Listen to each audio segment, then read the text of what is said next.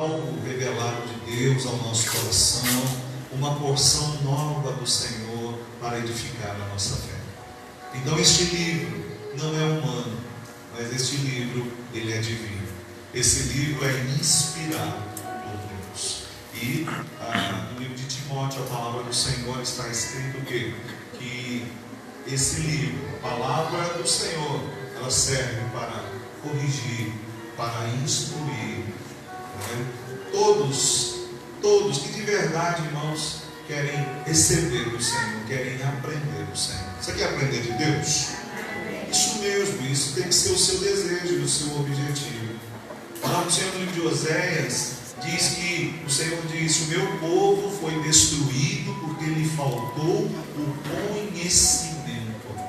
Nós precisamos entender o que, irmãos? Que quando falta o conhecimento, falta Deus. Porque quando nós deixamos de compreender, de conhecer qual é a vontade do Senhor, nós pecamos, nós erramos, nós transgredimos, nós nos afastamos de Deus. Então quando Deus diz: o meu povo perece, ou pereceu, ou foi destruído porque lhe faltou o conhecimento dele, é porque o povo não buscou esse conhecimento. Não é porque Deus não revelou a sua vontade. Deus revelava a sua vontade, mas o povo não desejava o conhecimento. E que isso não aconteça conosco nos nossos dias, irmãos. Que o nosso coração deseje intensamente o conhecimento. Não só também conhecer a letra, saber a Bíblia de capa a capa, né? E isso, o que resolve você conhecer a Bíblia de capa a capa? Mas nós precisamos conhecê-la e aplicá-la na nossa vida, porque o conhecimento é muito bom, mas se você aplicar esse conhecimento na tua vida, então vai haver transformação, vai haver um entendimento, e vai haver uma aproximação por causa desse conhecer a Deus. E o que Deus quer do seu povo é que o seu povo o conheça, que o seu povo o busque de todo o coração. Que nós, através do conhecimento e da prática da palavra de Deus, venhamos abandonar o pecado, venhamos abandonar nossos maus caminhos, que nós venhamos caminhar pelo caminho que é Jesus Cristo. Pois Jesus Cristo disse: eu sou o caminho, a verdade e a vida, e ninguém vai ao Pai senão por mim. Então é importantíssimo que o povo de Deus medite na palavra. É importantíssimo que o povo de Deus dê ouvidos à voz do Senhor. É importantíssimo que o povo de Deus mergulhe nessa graça, nesse favor e nesse sobrenatural que é a palavra do Senhor. Abra teu coração e receba a porção que o Senhor tem para você. E seja qual for aquilo que o Senhor quer falar no teu coração, seja qual for, receba em nome de Jesus. Não endureça teu coração. Se hoje ouvires a voz do Senhor teu Deus, não endureça o teu coração. Quebranta teu coração. Deixa a palavra cair aí, irmão. Que o teu coração seja uma terra fértil, uma terra boa, uma terra onde se planta uma boa semente e essa semente venha produzir, venha germinar. Amém? Nós precisamos disso. Nós precisamos desse crescimento, nós precisamos desse entendimento. Vamos ler Lucas capítulo 8, versículo 1 até o versículo de número 11.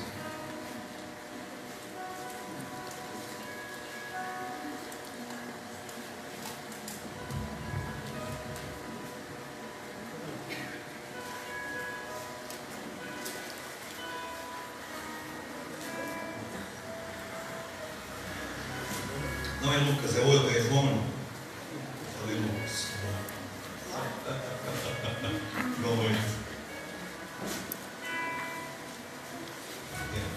Benecerado. João, foi Evangelho de João, capítulo 8. Aqui eu estava lendo Lucas agora à tarde, pus na cabeça que era Lucas. Achou agora? João 8, do 1 ao 11. Porém Jesus, Monte das Oliveiras, e pela manhã cedo voltou para o templo, e todo o povo vinha ter com ele, e assentando-se os ensinava. E os escribas e fariseus trouxeram-lhe uma mulher apanhada em adultério, e pondo-a no meio, disseram-lhe: Mestre, essa mulher foi apanhada no próprio ato, adulterando. E na lei nos mandou Moisés que as tais sejam apedrejadas. Tu, pois, o que dizes? E isso diziam eles, tentando, para que tivessem de que o acusar. Mas Jesus, inclinando-se, escrevia com o dedo na terra. E como insistissem, perguntando-lhe, endireitou-se e disse-lhes: Aquele que dentre vós está sem pecado, seja o primeiro que atire pedra contra ela. E tornando a inclinar-se, escrevia na terra.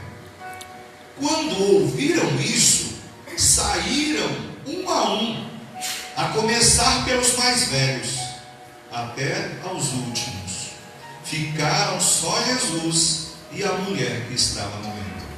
Endireitando-se Jesus, e não vendo ninguém mais do que a mulher, disse-lhe: Mulher, onde estão aqueles teus acusadores? Ninguém te condenou? E ela disse: Ninguém, Senhor. E disse-lhe Jesus: Nem eu também te condeno. Vai-te e não peques mais. Amém? Glória a Deus. Esse texto, querido, como eu disse no início da minha fala, tudo na palavra de Deus serve para a edificação da nossa fé. Agora, esse texto é um texto que verdadeiramente, irmãos, fala ao nosso coração. É um texto onde se revela a pessoa de Cristo, o amor dele, e se revela também nesse texto a nossa humanidade, o nosso pecado. E aqui, diante desse texto, Jesus, ele já estava em Jerusalém. E por que eu digo que Jesus já estava em Jerusalém? Porque Jesus já estava no final do seu ministério quando isso aconteceu. Seu ministério durou 3 anos e meio. E agora Jesus já tinha se dirigido até Jerusalém, porque seria em Jerusalém onde tudo iria acontecer, onde o seu martírio iria acontecer, né? Onde ele seria preso, onde ele seria torturado, onde ele seria crucificado.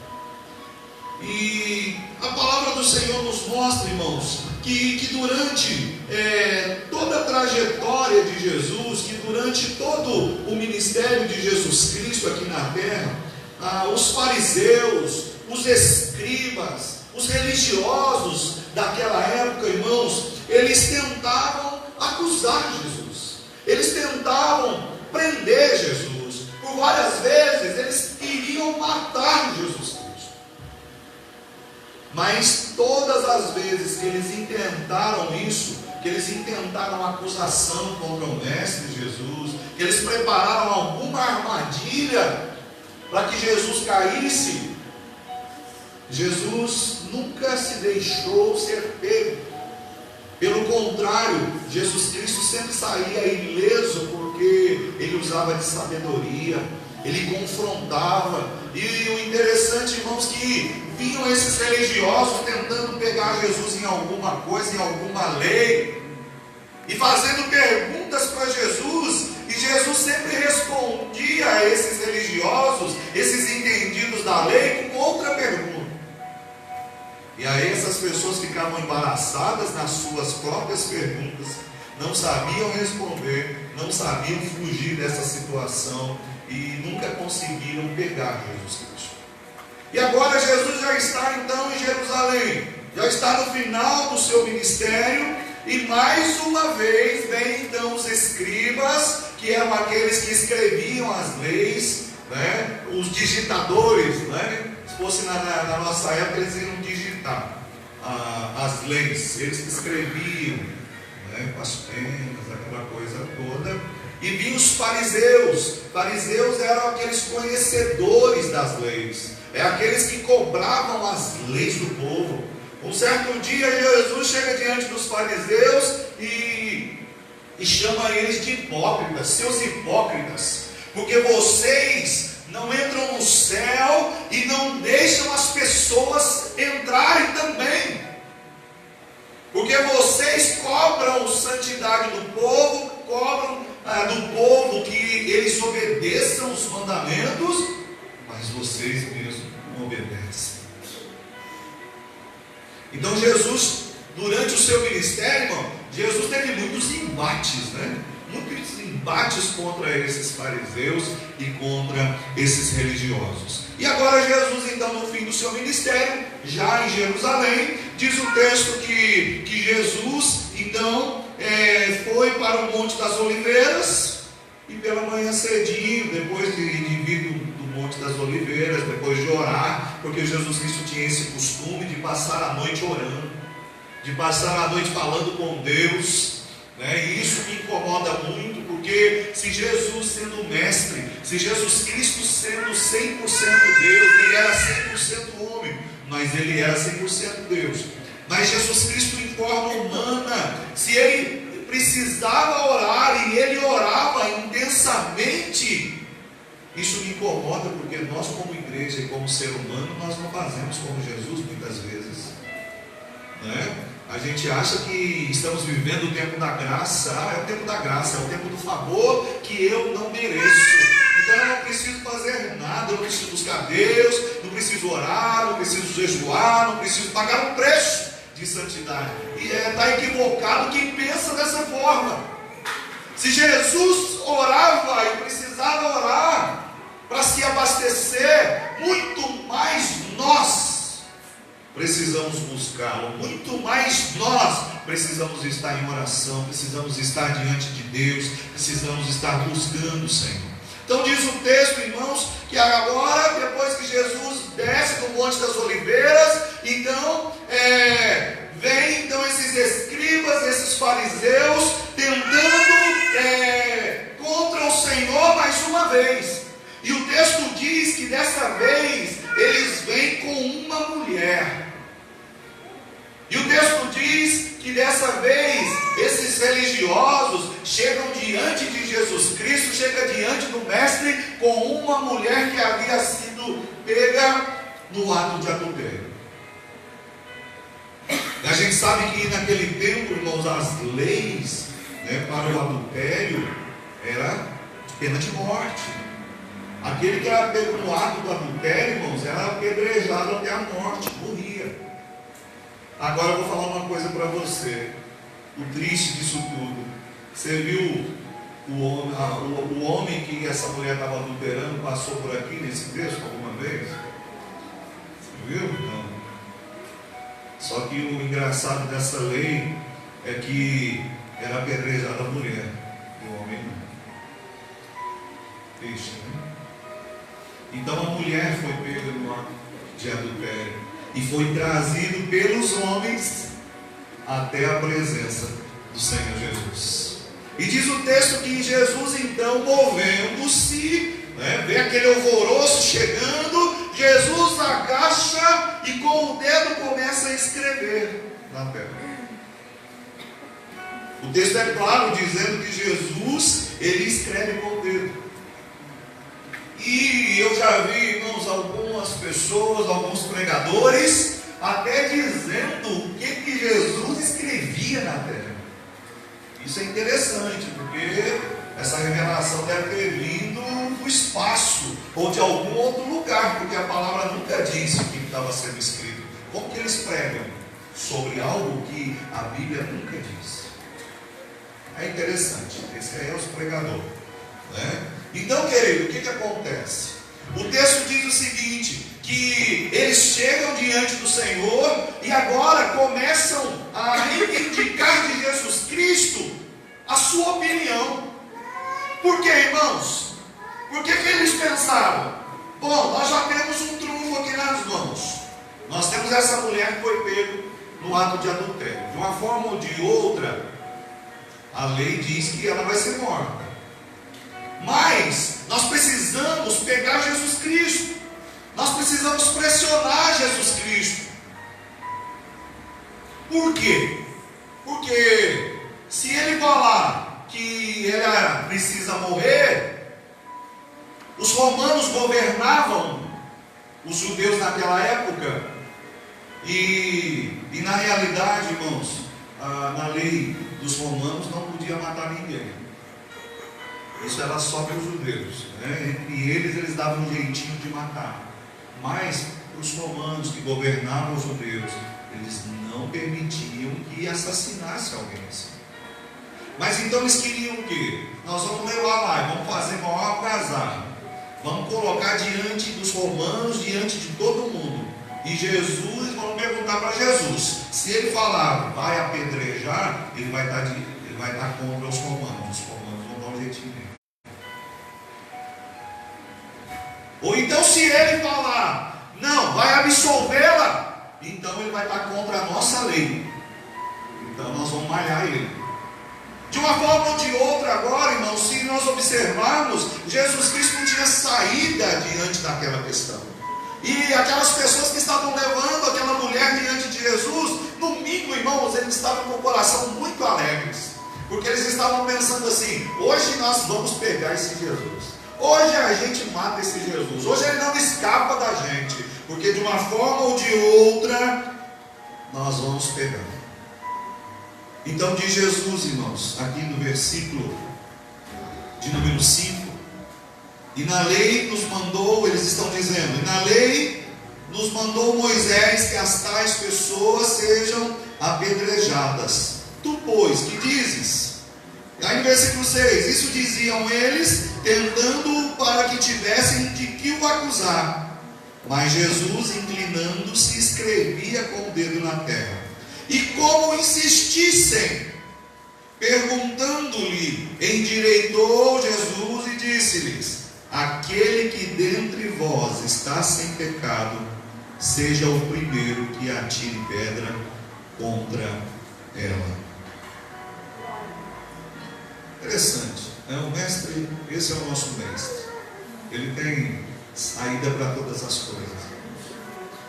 Jesus tem saída para todos os dilemas da vida, mesmo quando parecem insolúveis, mesmo quando parece que não tem mais jeito na vida da pessoa, na vida do ser humano. Jesus Cristo é a saída, ele sabe como sair dessa situação. Então você que está vivendo essa situação de aperto, eu digo uma coisa já para você: Jesus tem saída, Jesus é a resposta, amém? Para essa situação que você está enfrentando. É Jesus a resposta, amém? Não é as pessoas, é Jesus, é a resposta. Jesus é a porta. Jesus sabe como sair. Jesus sabe o que precisa ser feito. Então ele diz diante daquelas pessoas, né? Todo mundo falando, Jesus, ela foi pega no ato de adultério. Responde a gente agora. Irmão, entenda bem o que é adultério na palavra. A palavra adultério, ela diz respeito assim, é toda forma de sexo ilícito. Toda forma de sexo ilícito. Tem a ver, sim, tem a ver com traição, mas a palavra de Deus diz que por exemplo, só de imaginar, ou só de você desejar uma pessoa, na tua mente, no teu coração, você já errou, já adulterou com essa pessoa, né? Então, quando se diz respeito a adultério, diz respeito a uma pessoa ter relação sexual com outra pessoa que não é permitido por Deus.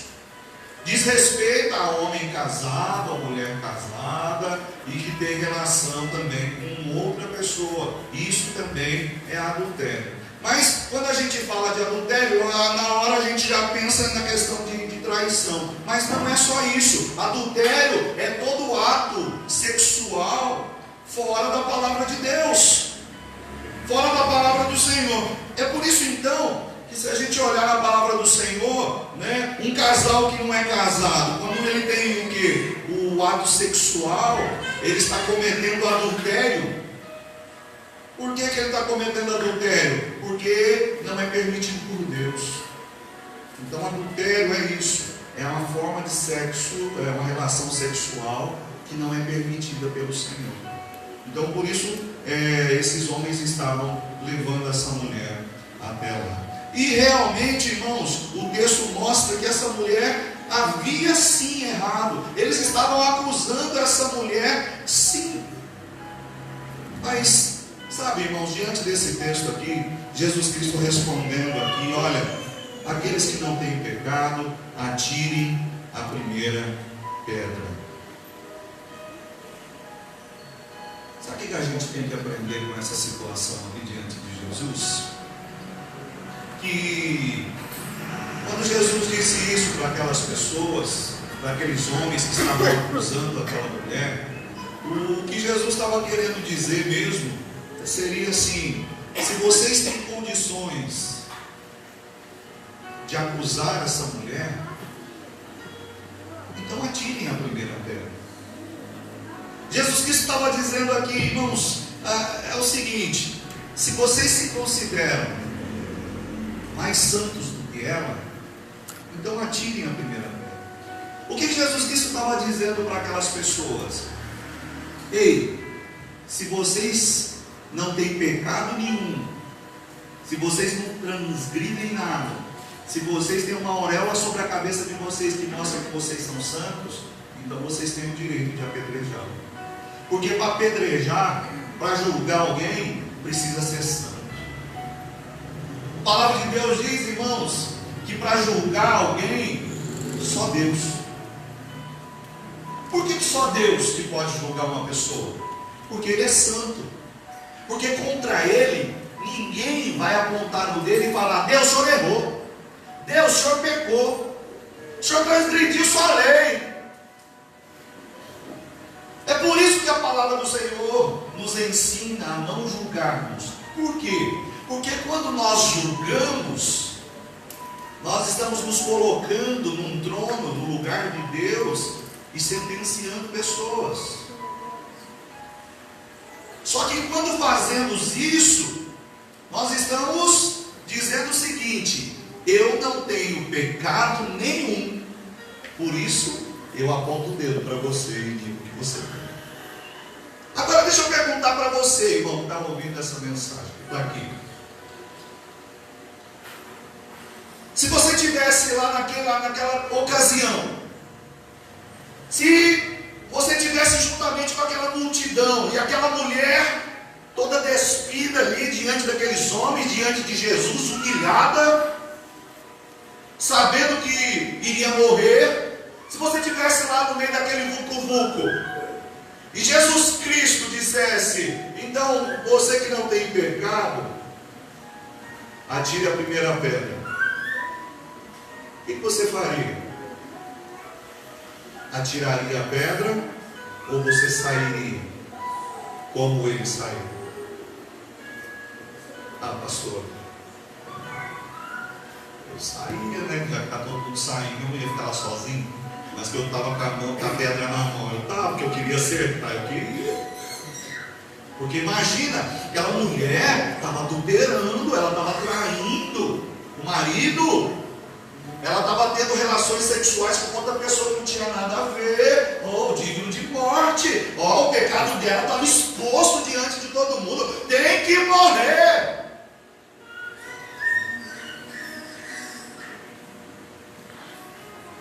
Então, irmãos, o que Jesus Cristo estava dizendo para aquele povo e para aquela multidão é o seguinte: você não tem pecado, você não erra, você é perfeito, então pode atirar.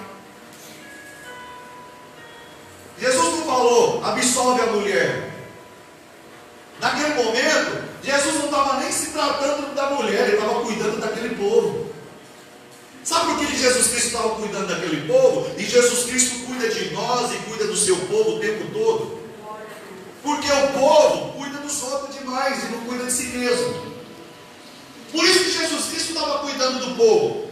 Porque todo mundo lá cuidava do pecado da mulher, todo mundo acusando a mulher, todo mundo apontando o dedo, todo mundo colocando o dedo na ferida, todo mundo falando: ela é pecadora, ela é digna de morte, ela é digna de cadeia, ela é digna disso, que toda maldição caia sobre essa pessoa. Eles estavam agindo desse jeito. Mas Jesus, Ele nos ensina em todo o tempo, e Ele ensina direitinho. Então Jesus diz o seguinte: então se vocês não têm pecado, atira. Então Jesus estava dizendo, sabe o que Jesus estava dizendo para aquela multidão? Ei, presta atenção no que vocês estão dizendo, presta atenção no que vocês estão fazendo, porque vocês não são nem um pouco melhores do que essa mulher. Vocês não são nem um pouco melhores do que essa mulher que foi pega no adultério. Talvez no meio daquela multidão existissem pessoas, pensando assim: mas eu não cometo adultério, eu não estou prostituindo, eu não faço isso que ela faz. E Jesus conhece, meu irmão, que você não faz isso. Mas Ele conhece que você faz outras coisas. Entenda uma coisa, irmão, que para Deus não existe pecadinho e que para Deus não existe pecadão. Transgrediu a sua palavra, a sua vontade, tu está devendo para Deus. Tu é digno de morte, o salário do pecado é a morte. Agora, as pessoas, irmãos, principalmente nos dias que nós vivemos, queridos, têm tomado o lugar de Deus. As pessoas estão sentando no trono que pertence ao Senhor. E a palavra de Deus diz que o Senhor, Ele é juiz. E Ele julga toda a terra. Agora, queridos, nós estamos vivendo num tempo onde a pessoa, porque decorou 3 versículos bíblicos, já se sente na autoridade de apontar o dedo e falar: você está em pecado, você está errando, porque você fez isso, você fez aquilo, e mas não sei o que, você é digno de morte, você vai para o inferno, você é isso e você é aquilo. Só porque sabe 3 versículos já acha que na autoridade, no poder de julgar os outros e sentar no trono e julgar as pessoas. O que Jesus estava dizendo para aquela multidão era simplesmente isso: vocês não são melhores do que ela. Vocês talvez não cometem o mesmo pecado que ela comete, ou que ela estava cometendo, mas eu conheço o coração de vocês, eu sei muito bem o que vocês fazem, o que vocês pensam, como vocês agem. E vocês podem não cometer o mesmo pecado, mas cometem outros pecados piores ainda do que o dela. A gente pode classificar pecado.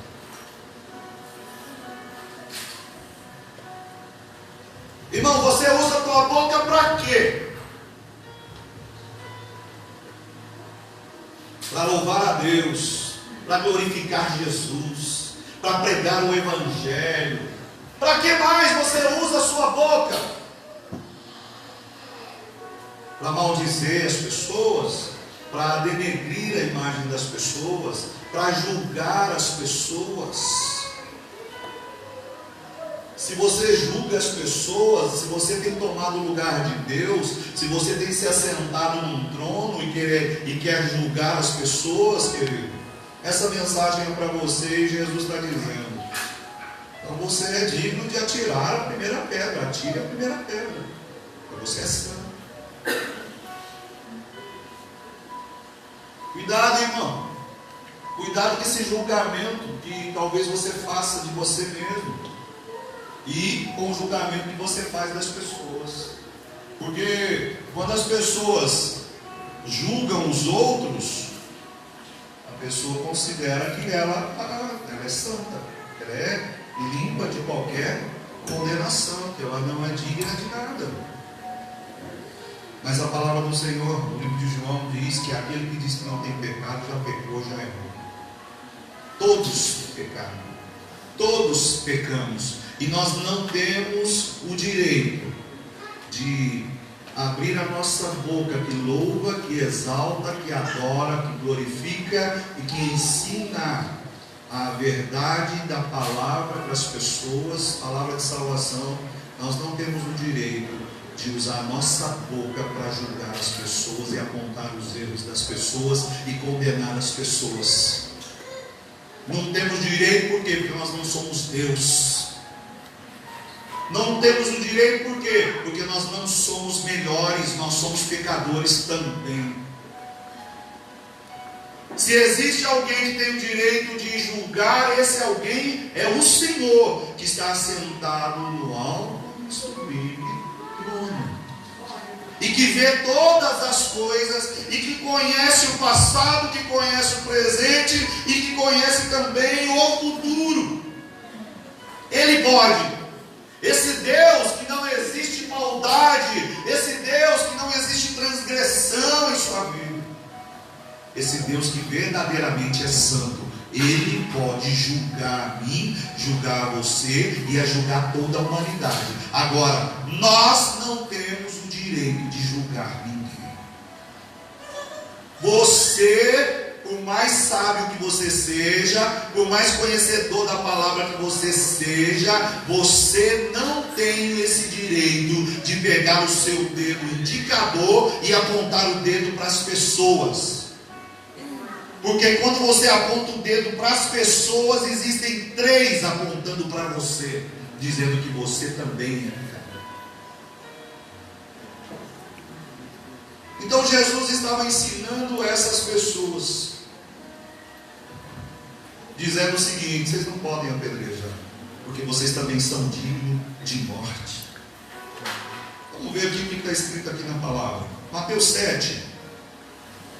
Vamos ver o que a palavra diz.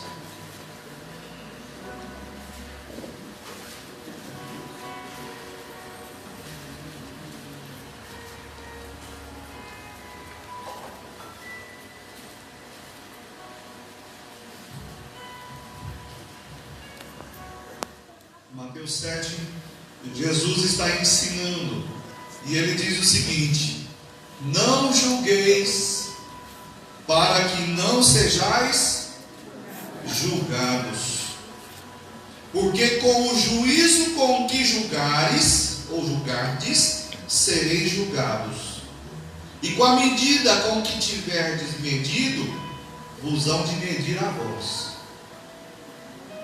E por que reparas tu no argueiro que está no olho do teu irmão, e não vês a trave que está no teu olho? Ou como dirás a teu irmão: deixa-me tirar o argueiro do teu olho, estando uma trave no teu? Hipócrita, tira primeiro a trave do teu olho, e então cuidará em tirar o argueiro do olho do teu irmão. Irmão, isso aqui é muito sério. Isso aqui é muito sério. Esse tal do julgamento, irmãos, isso é do diabo. E quando nós julgamos as pessoas, nós condenamos as pessoas, nós taxamos as pessoas, e muitas vezes não é nada daquilo, e nós estamos falando da pessoa, julgando a pessoa como se ela fosse alguma coisa, ou tivesse transgredido, ou tivesse feito. Nós não temos esse direito. Sabe o que é bonito aqui de ver Jesus Cristo, irmãos, nessa situação? Jesus não é Deus? Sim ou não? Jesus ali naquela condição que ele estava ali, um mestre que perdoa pecados, que faz prodígios, sinais na vida das pessoas. Jesus ali, ele não poderia julgar aquela mulher e dizer: verdade, essa mulher precisa ser apedrejada, eu mesmo vou atirar a primeira, porque ela transgrediu as minhas leis, mata ela. Pá. Mas foi assim que Jesus Cristo agiu, irmão? Ele agiu dessa forma? Não. Jesus agiu com compaixão, Jesus agiu com amor. Mesmo tendo o direito de matar, de condenar, Jesus escolhe sempre o amor. Jesus escolhe e mostra sempre o perdão, sempre a saída. Jesus não leva ninguém para o buraco, Jesus não condena ninguém, pelo contrário, Ele mesmo diz: eu vim salvar, eu vim buscar o que se havia perdido, eu não vim julgar o mundo, agora não. Então Jesus, Ele prefere perdoar. Jesus prefere então mudar toda aquela situação e colocar aquela mulher de pé de novo. E é por isso que Ele diz: mulher, cadê os teus acusadores? Ninguém te condenou? E a mulher falou: Senhor, não. E o Senhor Jesus disse: nem eu te condeno. Vai, não erres mais, coloca a tua vida em dia. Eu não te condeno, eu te perdoo. E eu aprendo com Jesus aqui, irmãos, que nós, como servos do Senhor, como discípulos do Senhor, nós temos que usar a nossa boca para proferir bênção. Temos que ajudar a nossa boca para louvar, para testemunhar, para glorificar o Senhor, mas jamais usar a nossa boca para falar da vida dos outros. Jamais usar a nossa boca para condenar o irmão, ou apontar o dedo para as pessoas e dizer: essas pessoas estão erradas, essas pessoas estão fazendo errado, o irmão pecou, o irmão fez isso, o irmão fez aquilo, como se fosse Deus. Mas nós precisamos agir como Jesus Cristo agiu. Quando você vê alguém errando, quando você vê alguém transgredindo a vontade de Deus, a palavra do Senhor, quando você perceber que existe um irmão em pecado, você não tem que se levantar, apontar o dedo e acusar, mas você tem que agir como Jesus Cristo agiu, com misericórdia. Nós precisamos agir com misericórdia. Nós precisamos nos aproximar dessas pessoas e falar assim: irmão, estou percebendo que você está tendo dificuldade em algumas coisas, mas eu quero te ajudar. Olha, percebi que você está fazendo assim, assim, assado. Olhando para a palavra de Deus, está fazendo errado. Vamos fazer diferente, vamos agir desse jeito, que assim vamos agradar a Deus. Você não está condenando ninguém, você não está apontando o dedo para ninguém, mas você está ajudando uma pessoa que está caída por causa do erro, por causa do pecado, a se levantar. Nós não fomos chamados, irmãos, para matar ninguém. A única coisa que a Bíblia diz que nós precisamos matar é o pecado que existe dentro de nós.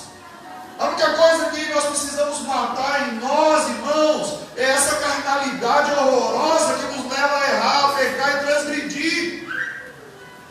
Mas nós fomos chamados para sermos servos do Senhor e sermos vasos de honra e de bênção e gerarmos vida nas pessoas e não morte. Quantas pessoas deixaram de servir a Deus, ou já estão desviadas, ou já morreram em seus pecados, por causa de acusação sua, talvez. A gente vai visitar pessoas, irmãos. Infelizmente eu estava conversando com o Maciel hoje à tarde, uma estimativa de 50 milhões de evangélicos. Mas a mesma proporção de gente que está dentro da igreja, dizendo cristãos, ser evangélicos, existe a mesma proporção de desviados, 50 milhões. E você vai conversar com um desviado, irmão, a primeira coisa que eles falam, vai falar sobre a vida de alguém, sobre alguém que falou dele, criticou, alguém que não ajudou, pelo contrário, ajudou a ajudar. Isso nós precisamos tirar da nossa vida. Nós não somos agentes do diabo nem do inferno, nós somos agentes de Cristo, do céu, e nós levamos vida aonde nós formos. A nossa boca é para abençoar, a nossa boca é para proferir vitória na vida das pessoas. Nós não devemos julgar, pois não cabe a nós, cabe a Deus. Agora o que cabe a nós é o amor, é a misericórdia, é a compaixão. Porque foi assim que Jesus Cristo nos ensinou, tomando essa atitude, tendo o poder de condenar. Jesus absolve aquela mulher e diz: olha, nem eu te condeno, mas eu te perdoo. Vai não peques mais, arruma a tua vida, faz direito dessa vez. Isso é para nós, querido, para a igreja. A língua que Deus te deu é para proferir bênção e não falar da vida dos outros, e nem julgar as pessoas. Sabe por quê? O texto que nós lemos aqui, Jesus Cristo está falando: não julgueis. Por quê? Porque se você julgar alguém, você vai ser julgado também. Deixa eu perguntar uma coisa para você. Quem está aqui no nosso meio que gosta de ser julgado pelos outros? Que gosta de levar dedão nos outros, assim, ó. Você gosta disso? Dá vontade de morder o dedo dos outros, né? Quando aponta o dedo, tem vontade de morder, arrancar um pedaço. Ninguém gosta de ser julgado. Se existe uma coisa, irmão, que fere, se existe uma coisa que incomoda, se existe uma coisa que entristece o coração, é as pessoas julgarem você, falarem algo de você que você não fez.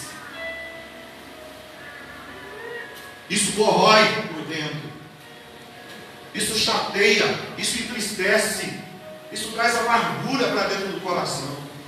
É você ser condenado por pessoas, sendo que você na realidade nunca fez. Isso mata. Não, vamos olhar para Cristo. Mesmo que nós tenhamos oportunidade de julgar as pessoas, não é assim que nós devemos nos portar. Não cabe a nós julgarmos, cabe a nós orarmos. Nós não podemos ser o exército que mata o seu soldado ferido. Nós temos que ser o exército que restaura, que levanta, e se preciso for, carrega no ombro, carrega nas costas o soldado ferido, mas salva essa pessoa.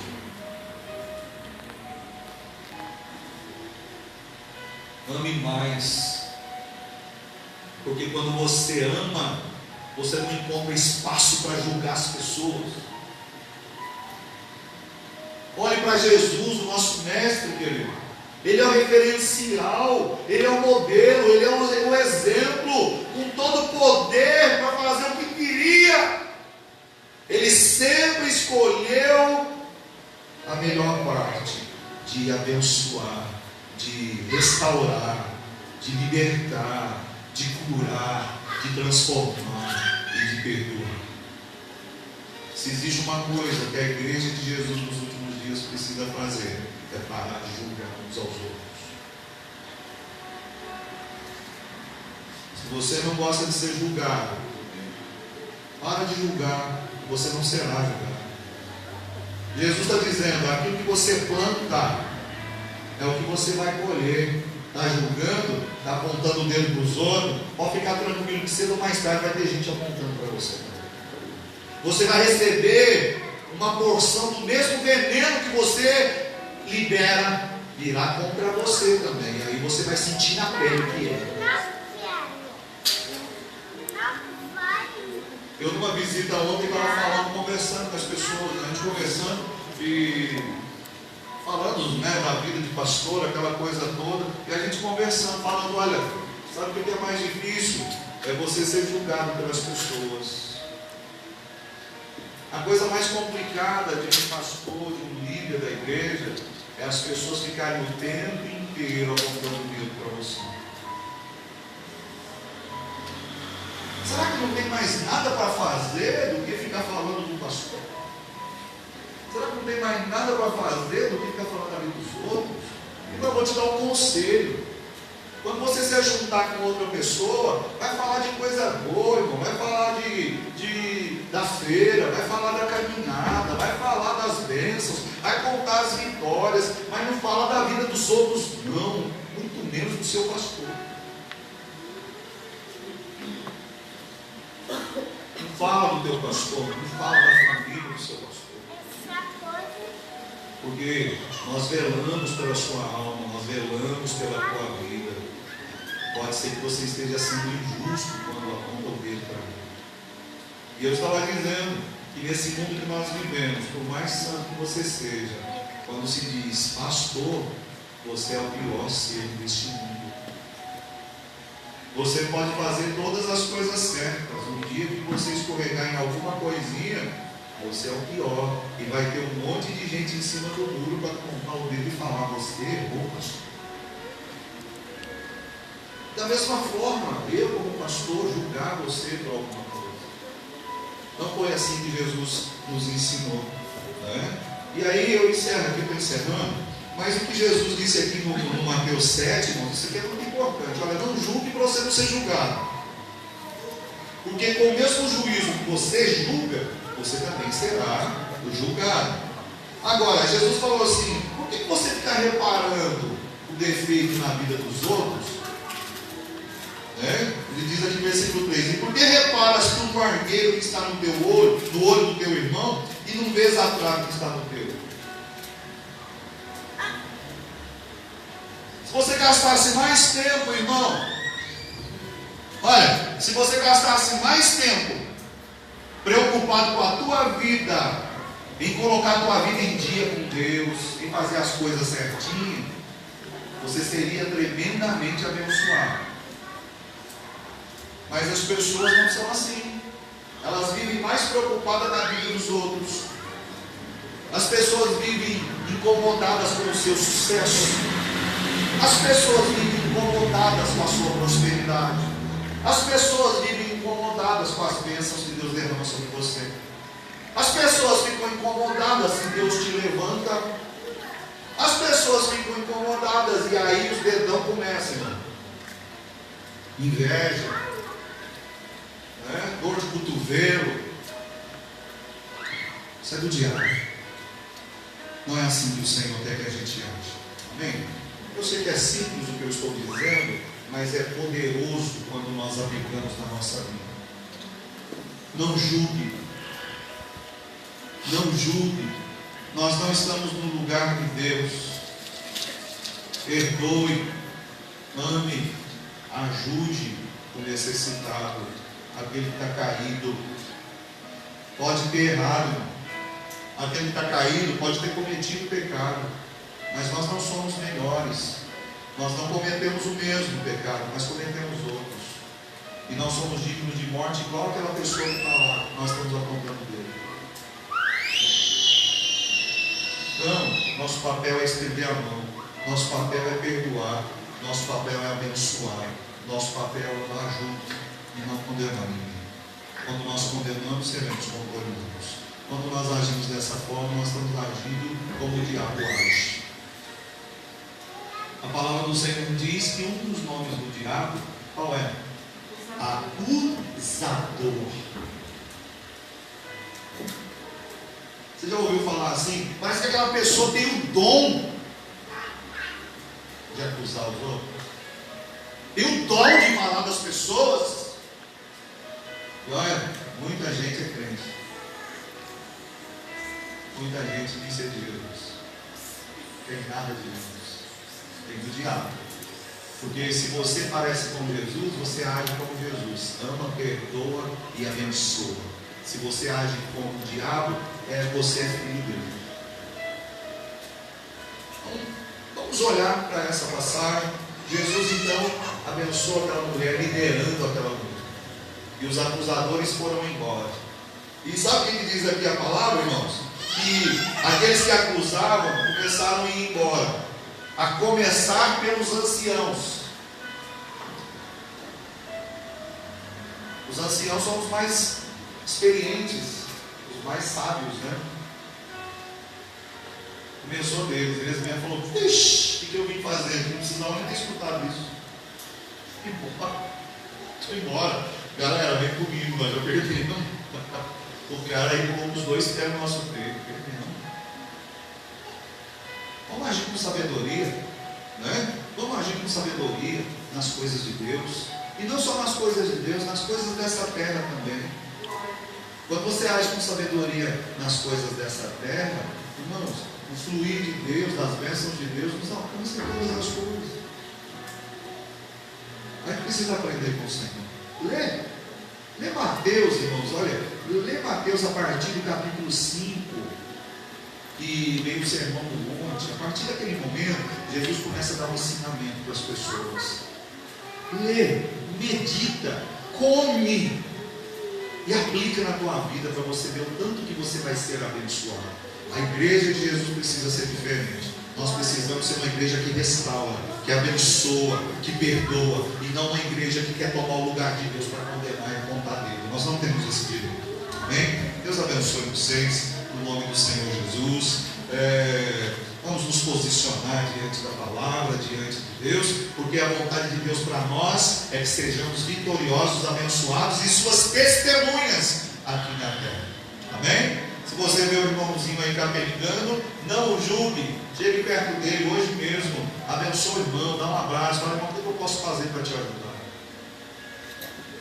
O que eu posso fazer hoje para te ajudar? Enquanto você está bem? E principalmente, quando você não vê as pessoas dentro da igreja, não fala, aquele lá é um fracassado, aquele lá não quer Deus, aquele lá não tem compromisso. Cuidado antes de falar isso. Tem gente que está se arrastando, tentando sobreviver. Você não pode colocar um fardo maior nas costas dessas pessoas. Vai de encontro a elas. Tendo a mão, fala, eu te ajudo. Amém? Quero orar por você, querido. É você e Deus. A mensagem é para todos. Eu sei que é uma mensagem só que o Senhor traz, mas é o Espírito Santo quem reparte essa mesma mensagem. Ele reparte nos corações e fala de uma forma diferente.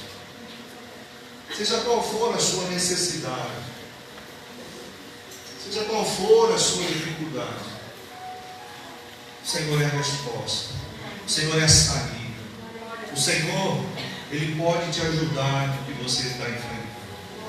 Não é hora de desespero, não é hora de abandonar a fé, não é hora de fracassar, abrir mão de tudo e falar, Deus, me mata, como Elias pediu a morte. Mas pelo contrário, vamos olhar para Jesus. Essa mulher adúltera estava condenada à morte, ela já sabia que iria morrer. Mas quando chega diante de Jesus, Jesus muda a história dela. Jesus perdoa os seus pecados e dá uma nova oportunidade dela vida. A mesma coisa o Senhor faz com você hoje. Amém? Não chegou o ponto final, não é o fim. Tem muito caminho para prosseguir.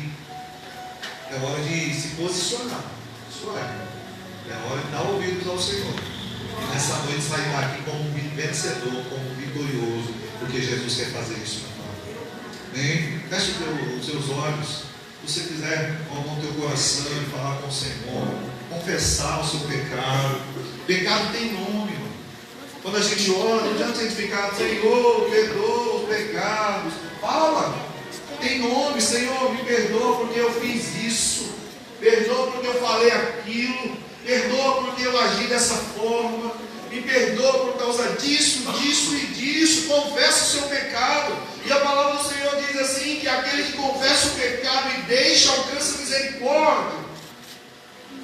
O Senhor Jesus está aqui nessa noite não para te condenar, querido, mas o Senhor está aqui nessa noite para te salvar. Ele está aqui nessa noite para te curar, para te abençoar, para libertar tua mente dessas acusações do diabo que tem vindo constantemente na tua mente. Jesus quer te libertar tua mente, teu coração. Jesus quer que você respire. Jesus quer que você se erga das cinzas e siga em frente com uma vida de bênção, uma vida de vitória, querido. Fala com Deus, é você e Deus.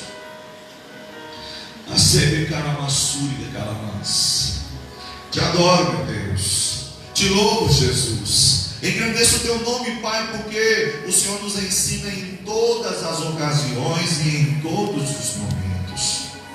Muitas vezes, Senhor, nós temos agido, Pai, como aquela multidão. Temos agido acusando as pessoas sem mesmo saber a verdade.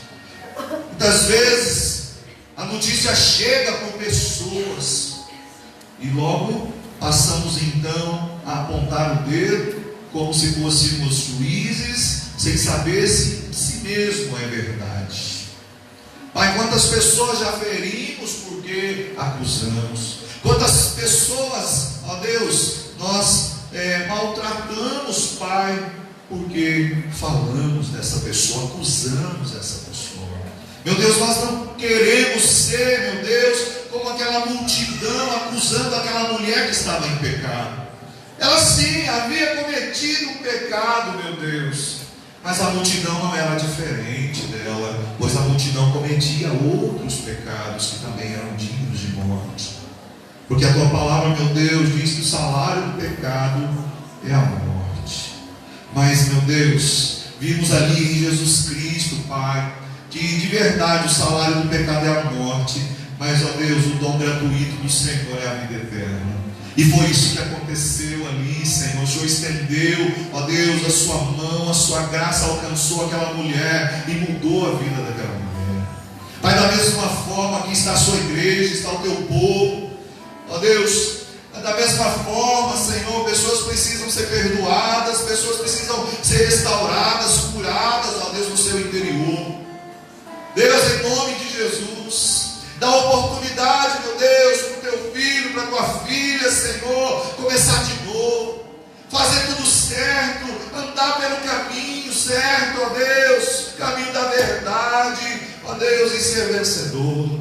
Nessa noite, meu Deus, muda a história, Senhor, desse homem, muda a história dessa mulher, muda a história dessa família, Senhor, muda a história desse casal, muda a história desses filhos, ó Deus, em nome de Jesus.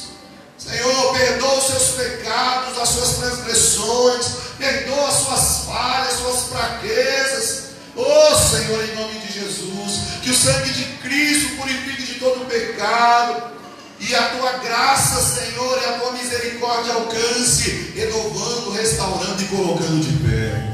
Que a tua igreja, meu Deus, venha ter, ó Deus, a certeza, a convicção de que tu tens o melhor para ela, de que o Senhor tem vida e não morte. Perdoa, Senhor, as transgressões, então. Perdoa os pecados. Tira, Senhor, esse fardo pesado que está sobre os ombros. Tira esse fardo pesado que está dentro desse coração. Em nome de Jesus, tira a humilhação, meu Deus, da vida.